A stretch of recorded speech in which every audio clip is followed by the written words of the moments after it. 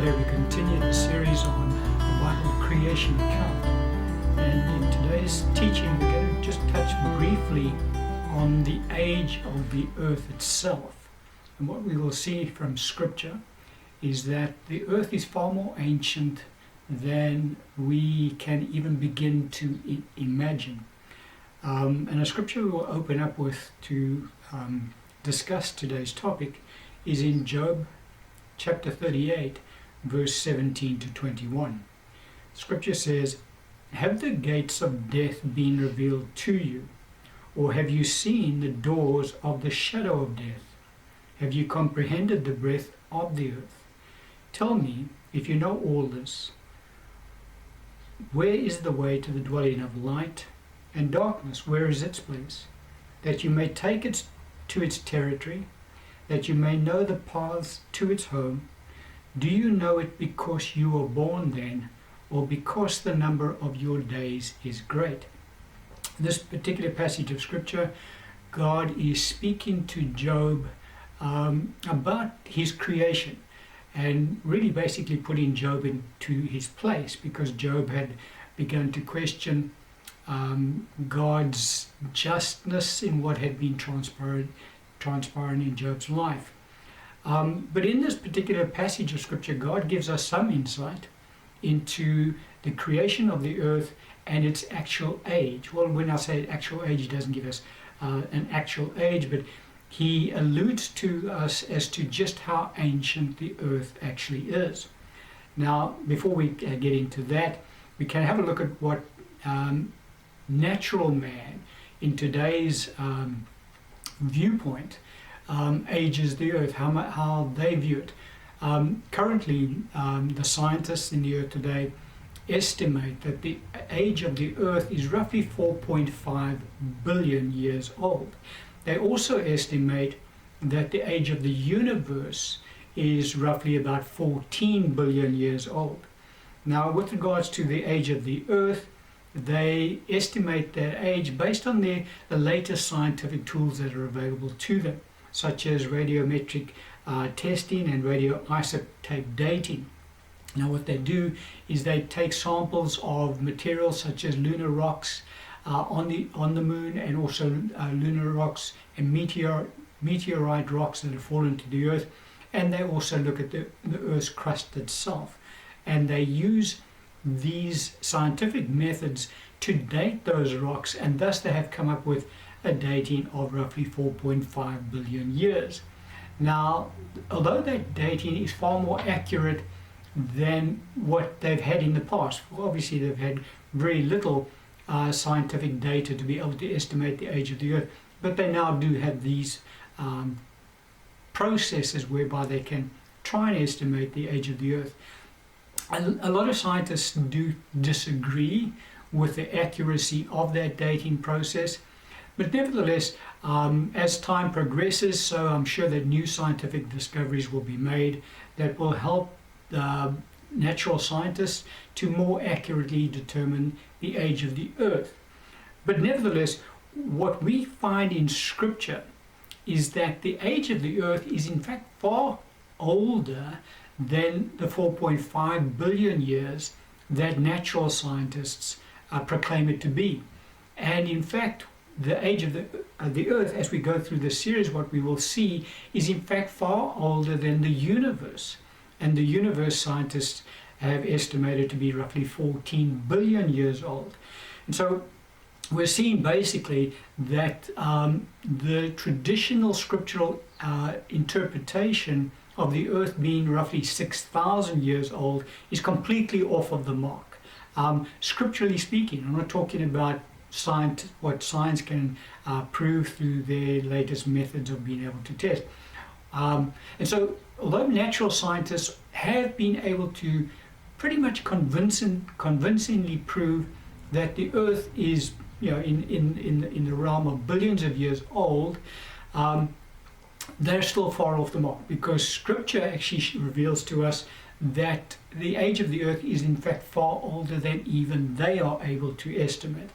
And we pick that up really from this passage of scripture, because God asks Job the question in his relating to Job, his creation of the earth. He says to Job, were you born when I did this?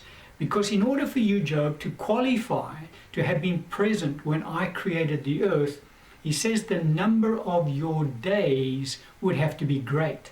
Now, when God says that to Job, God is talking from his own perspective. He's not talking about the perspective of mankind.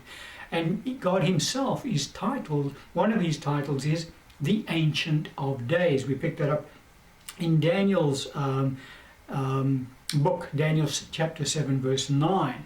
Now, Job was born into the earth after the flood of Noah and before the time of Abraham.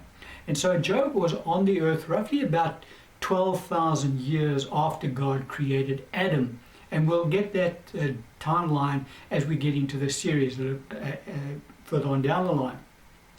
But even though Job himself lived to an age of roughly about 200 years, maybe even a bit longer than that, that we can pick up in Job 42, 16 and 17, God was not referring to Job's age of roughly 200 years, which is substantially older than what we experience in the earth today, because for one to get past 100 years old, even 105, 110, is considered to be a very great age.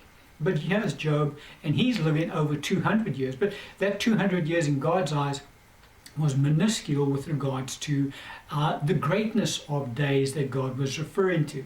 And so God was not even referring to Job's predecessors that existed before the flood, because before the flood, on average, mankind lived roughly about 1,000 years each generation.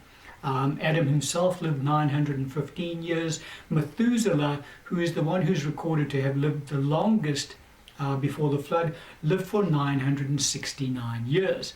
And so there was a time period before the flood where God was allowing mankind, generations, to live on the earth for roughly 1,000 years.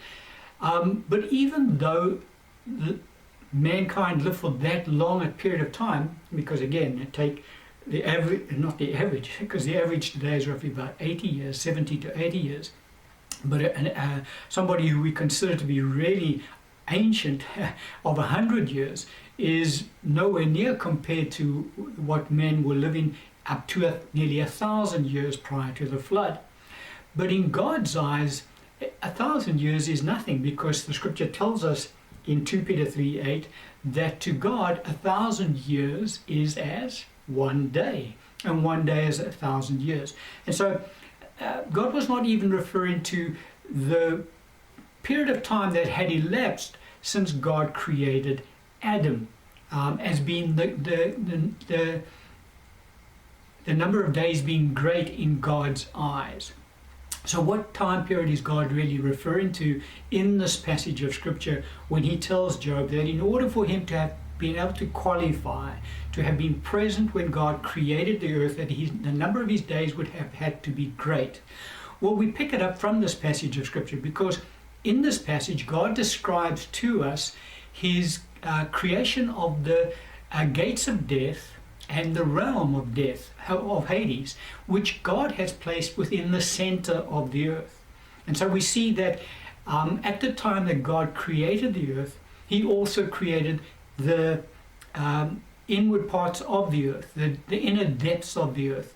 And that, we know, is the location of Hades and of death. And the gates of death being the gates into Hades. And God tells us in this passage that that is when the earth was created, was when he created the gates of death and the realm of Hades and death, which are under the earth. Now, when did God do that? Well, we know that God gave the realm of Hades and death into the domain of Lucifer, not Satan. He gave it into the domain of Lucifer before Lucifer fell. And so, we'll have a look at it as we get into the series. When God created the earth, the Bible tells us that the angels of God shouted for joy. So all the angels of God were present when God created the earth. And so Lucifer at that time was still one of the angels of God. He was still within God's domain. He had not yet at that time rebelled against God.